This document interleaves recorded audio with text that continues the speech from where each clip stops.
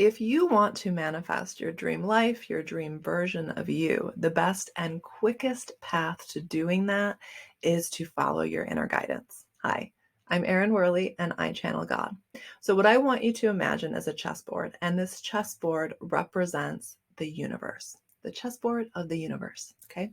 And you are a piece on the chessboard and your dream is on the other side. And all you have to do is get yourself from where you are to the other side, and you have your dream. And most people have their finger on their piece and they're trying to move their piece around to get to the other side, but they can't even see their entire chess piece. They don't know everything about themselves. They know some things, but there's a lot of things that are mysteries. Okay, a lot of subconscious and a lot of energetic things they can't see. And then the pieces around them, they see almost nothing about those pieces. If you think about your friends and your family, the people close to you, how much do you really know about them? And I want you to think about how much truth do you share about yourself with your friends and family, and then reverse that. How much are they sharing with you? So how do you move your piece to the other end when you can't see the whole picture? It's really difficult, and you might have to push, you might have to shove, you might have to do things that are hard and uncomfortable. But if instead you allow the universe, God, source, who can see the entire chessboard and can see all of the parts of all of the chess pieces, if you allow God, source, to tell you where to move your chess piece, it becomes very easy, very simple, very much the feeling of flow and alignment. Okay.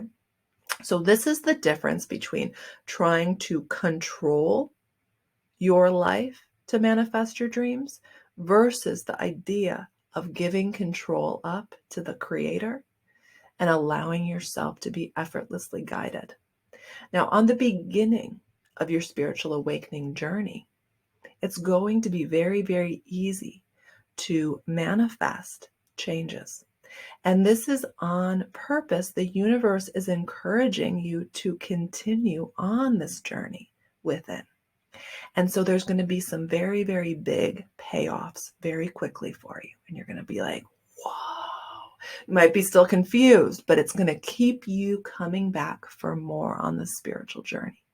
However, as you progress, and it'll really be after your first 9 years of spiritual awakening, and it could be because everything happens in 9-year, essentially, patterns in our lives.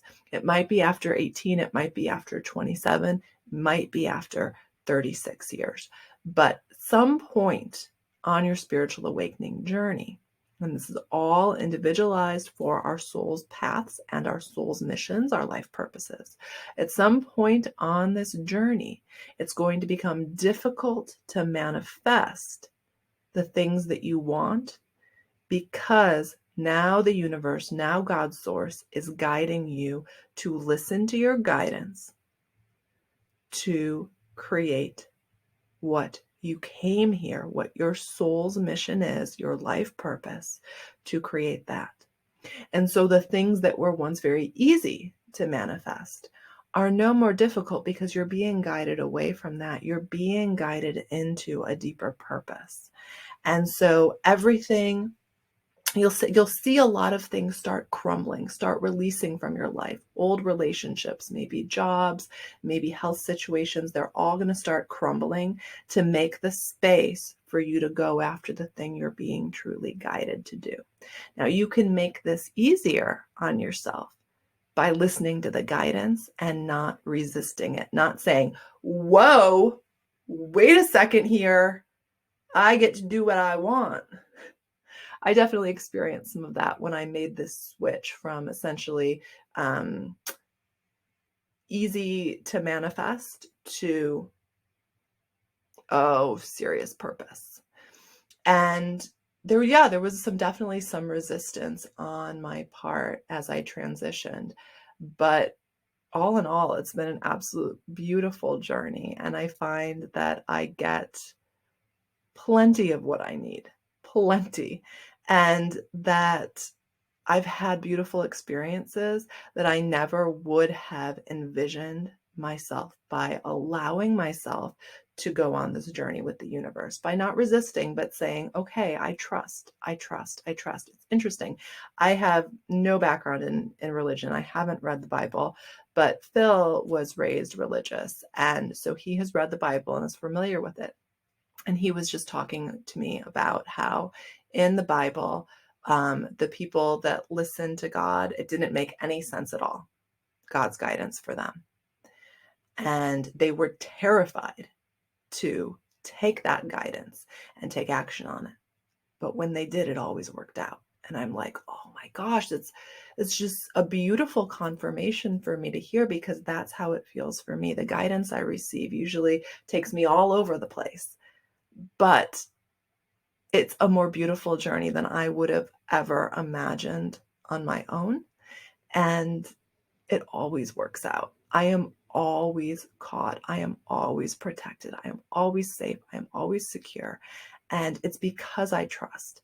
Now, I started trusting my inner guidance before it made any sense, before I had any evidence. And the first time I really took action on my inner guidance, it took me 8 years to get there. But now I take action quite frequently, instantly within a few hours. Sometimes I resist for a few hours and then I say, okay. Most recently, I was guided by God's source to essentially start a second website called We Are All God and do spiritual awakening on that website and keep Erin Werley and do light work there. And that was a few weeks ago. And I tell you guys, I had to make some room for that. I had to release a lot of ideas about who I am and what I should do to lean back into the trust that this is appropriate. So guidance doesn't have to make any sense, and it probably won't. That's the magic of it. And the more that you can lean in and trust where you're guided and not ask so many questions about, well, are you sure this is going to work out?